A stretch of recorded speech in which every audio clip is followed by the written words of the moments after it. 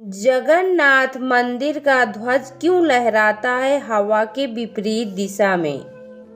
श्री जगन्नाथ मंदिर के ऊपर स्थापित लाल ध्वज सदैव हवा के विपरीत दिशा में लहराता है। ऐसा किस कारण होता है, या तो वैज्ञानिक ही बता सकते हैं, लेकिन यह निश्चित ही आश्चर्यजनक बात है। यह भी आश्चर्य है कि प्रतिदिन सायंकाल मंदिर के ऊपर स्थापित ध्वज को मानव द्वारा उल्टा चढ़कर बदला जाता है। ध्वज भी इतना भव्य है कि जब यह लहराता है तो इसे सब देखते ही रह जाते हैं। ध्वज पर शिव का चंद्र बना हुआ है। आओ जानते हैं इसका पौराणिक कारण। ध्वज के विपरीत दिशा में लहराने की कथा हनुमान जी से जुड़ी हुई है। हनुमान जी इस क्षेत्र की 10 दिशाओं से रक्षा करते हैं। यहाँ के कण कण में हनुमान जी का निवास है।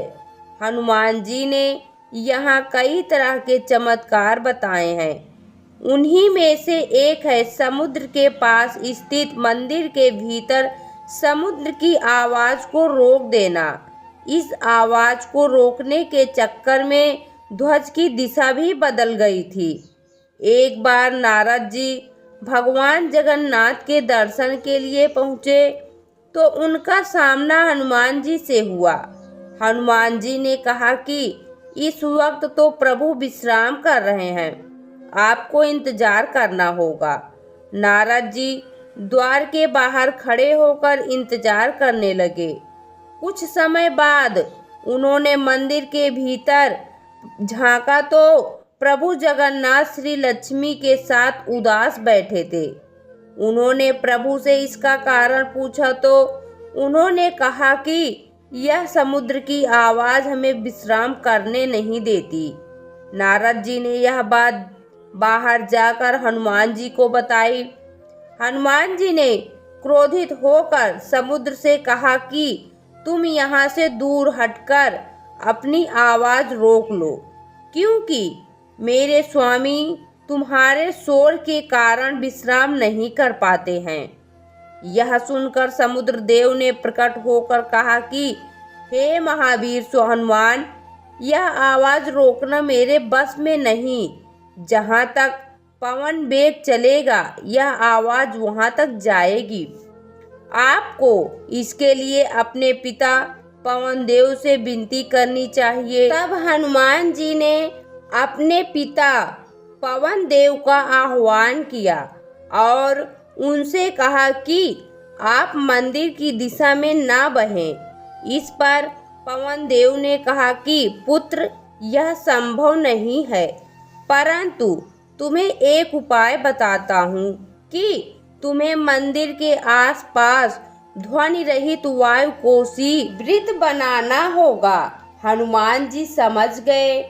तब हनुमान जी ने अपनी शक्ति से खुद को 2 भागों में विभाजित किया और फिर वह वायु से भी तेज गति से मंदिर के आसपास का चक्कर लगाने लगे।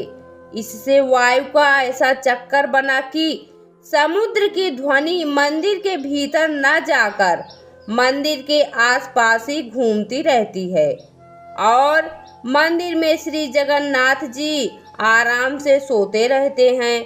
यही कारण है कि तभी से मंदिर के सिंह द्वार में पहला कदम प्रवेश करने पर ही मंदिर के अंदर से आप सागर द्वारा निर्मित किसी भी ध्वनि को नहीं सुन सकते। जैसे ही आप मंदिर के बाहर से एक ही कदम को पार करेंगे तब आप इसे सुन सकते हैं। इसे शाम को स्पष्ट रूप से अनुभव किया जा सकता है। इसी तरह मंदिर के बाहर स्वर्ग द्वार है, जहाँ पर मोक्ष प्राप्ति के लिए सब जलाए जाते हैं। लेकिन जब आप मंदिर से बाहर निकलेंगे तभी आपको लाशों के जलने की गंध महसूस होगी। दूसरा यह है कि इसी कारण श्री जगन्नाथ मंदिर के ऊपर स्थापित लाल ध्वज सदैव हवा के विपरीत दिशा में लहराता है। यह भी आश्चर्य है कि प्रतिदिन सायंकाल मंदिर के ऊपर स्थापित लाल ध्वज को मानव द्वारा उल्टा चढ़कर बदला जाता है। ध्वज भी इतना भव्य है कि जब यह लहराता है तो इसे सब देखते ही रह जाते हैं। ध्वज पर शिव का चंद्र बना हुआ है। जय श्री राम, जय जगन्नाथ जी। आपको वीडियो कैसी लगी कमेंट बॉक्स में जरूर बताएं। वीडियो देखने के लिए आपका बहुत बहुत धन्यवाद।